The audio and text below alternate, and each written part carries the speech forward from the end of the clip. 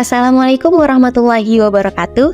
Perkenalkan, kami dari kelompok 11 yang beranggotakan saya sendiri, Agnes Akstina Putri, bersama rekan saya Putri Rahma Fadilah, yang dimana kami akan menjelaskan mengenai perencanaan talenta yang efektif. Nah, materi kami tersusun dari pengertian perencanaan talenta, tujuan dan manfaat, komponen utama perencanaan talenta, strategi perencanaan talenta, tantangan dan solusi tantangan, studi kasus, serta kesimpulan. Mari kita saksikan bersama. Yang pertama, pengertian perencanaan talenta. Perencanaan talenta yang efektif adalah proses yang strategis dan sistematis. Tujuannya adalah untuk mengidentifikasi, mengembangkan, dan mengelola sumber daya manusia atau biasa disebut SDM yang tepat, yang memiliki keterampilan dan potensi yang sesuai. Hal ini penting agar organisasi dapat mencapai tujuan bisnisnya secara optimal, baik saat ini maupun di masa depan. Prinsip utama dari perencanaan ini adalah memastikan organisasi selalu memiliki right people in the right place at the right time, atau biasa disebut orang yang tepat di posisi yang tepat pada waktu yang tepat. Ini akan meningkatkan daya saing dan keberlanjutan organisasi. Lalu, tujuan dan manfaatnya apa sih? Nah, kita masuk ke nomor yang kedua, yaitu tujuan dan manfaat. Tujuan adalah apa yang ingin dicapai. Nah, yang pertama, menyediakan pipeline talenta untuk posisi-posisi kritikal. Yang kedua, mengurangi risiko kekosongan jabatan. Yang ketiga, meningkatkan manajemen dan retensi karyawan. Yang keempat, mendukung pencapaian strategi bisnis jangka panjang. Nah, lalu kita masuk ke bagian manfaat, yaitu keuntungan yang ingin diperoleh. Nah, yang pertama yaitu menciptakan kesiapan suksesi atau pengganti. Yang kedua, mencapai efisiensi biaya rekrutmen eksternal. Yang ketiga, mendukung pengembangan internal karyawan. Dan yang terakhir, memungkinkan adaptasi terhadap perubahan bisnis. Nah, yang ketiga, komponen utama perencanaan talenta. Perencanaan talenta yang efektif mencakup 5 komponen kunci. Yang pertama, identifikasi kebutuhan talenta. Nah, ini ada untuk menentukan jabatan dan kompetensi yang dibutuhkan oleh organisasi. Yang kedua, pemetaan kompetensi dan potensi. Ini gunanya untuk mengukur kemampuan dan potensi karyawan yang ada saat ini. Yang ketiga, pengembangan dan pelatihan. Ini menyediakan program untuk meningkatkan kompetensi karyawan. Yang keempat, evaluasi kinerja dan potensi. Gunanya ini adalah untuk menilai hasil kerja karyawan dan kesiapan mereka untuk menduduki posisi yang lebih tinggi. Dan yang terakhir, strategi retensi dan suksesi. Upaya untuk menjaga talenta unggul agar tidak pindah dan memastikan ada penggantinya yang siap untuk posisi strategis. Strategi untuk menjalankan perencanaan talenta secara efektif meliputi: yang pertama, menggunakan data dan analisis SDM atau biasa disebut HR Data and Analytics untuk memprediksi kebutuhan tenaga kerja di masa depan. Yang kedua, melibatkan pimpinan dan manajer dalam proses identifikasi talenta. Yang ketiga, membangun budaya pembelajaran dan pengembangan yang berkelanjutan. Yang keempat, melakukan evaluasi berkala terhadap rencana talenta yang telah dibuat. Dan yang terakhir, memanfaatkan teknologi HR atau heuris untuk memantau kinerja dan potensi karyawan. Yang kelima, ada tantangan dan solusi dalam perencanaan talenta. Dalam proses perencanaan talenta, organisasi sering sekali menghadapi berbagai hambatan yang dapat mempengaruhi efektivitas strategi pengembangan SDM. Tantangan-tantangan ini perlu diidentifikasi dan diatasi melalui pendekatan yang strategis dan berkelanjutan. Nah, contoh tantangannya ada kurangnya data akurat tentang karyawan. Solusi yang bisa diberikan adalah gunakan sistem HR digital atau Human Resource Information System untuk pengelolaan data secara terpadu. Sistem ini memungkinkan organisasi untuk memantau kinerja, potensi, serta perkembangan karyawan secara real-time dan lebih akurat.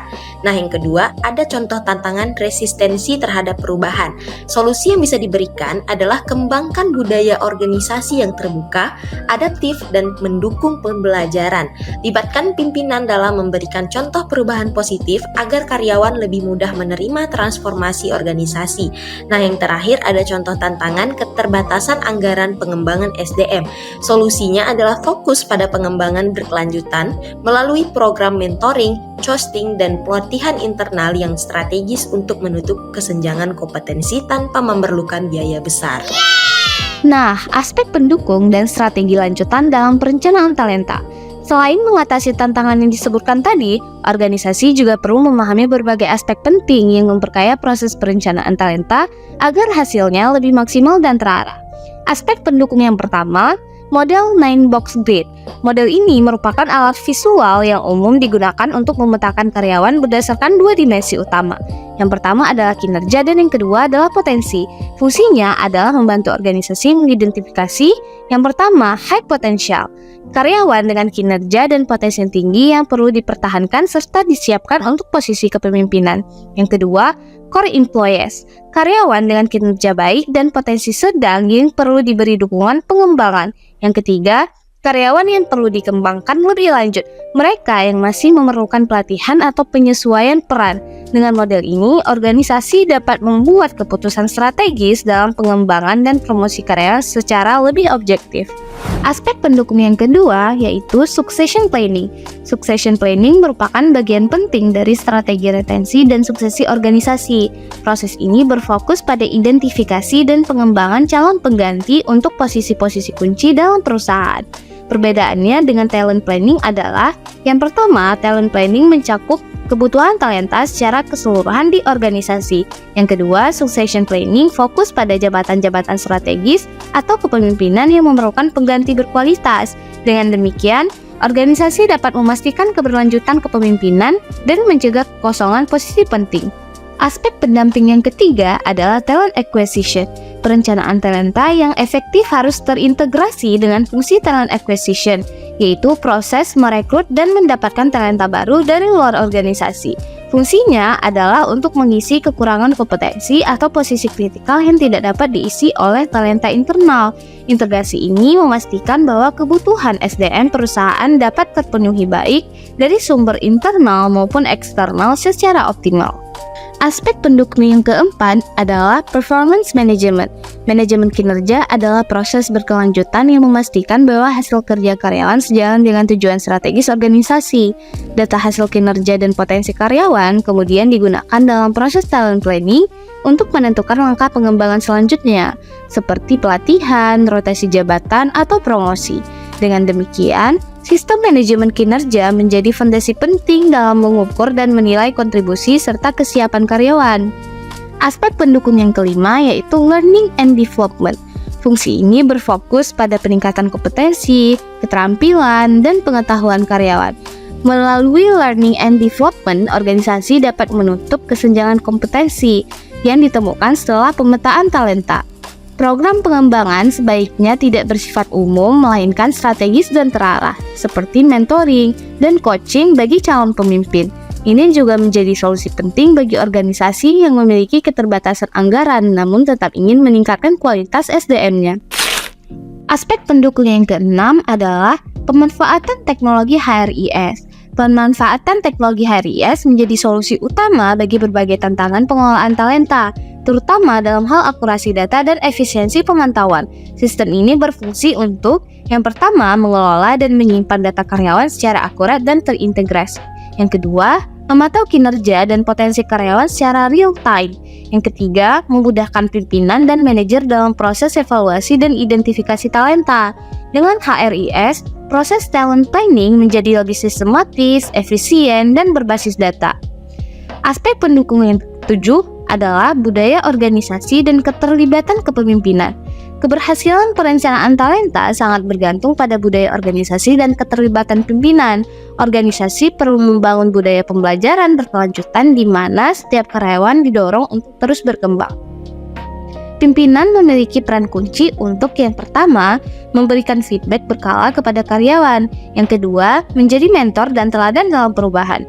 Dan ketiga, menumbuhkan lingkungan kerja yang terbuka dan adaptif untuk mengurangi resistensi terhadap perubahan. Budaya yang positif dan kepemimpinan yang aktif akan memperkuat efektivitas strategi perencanaan talenta secara keseluruhan.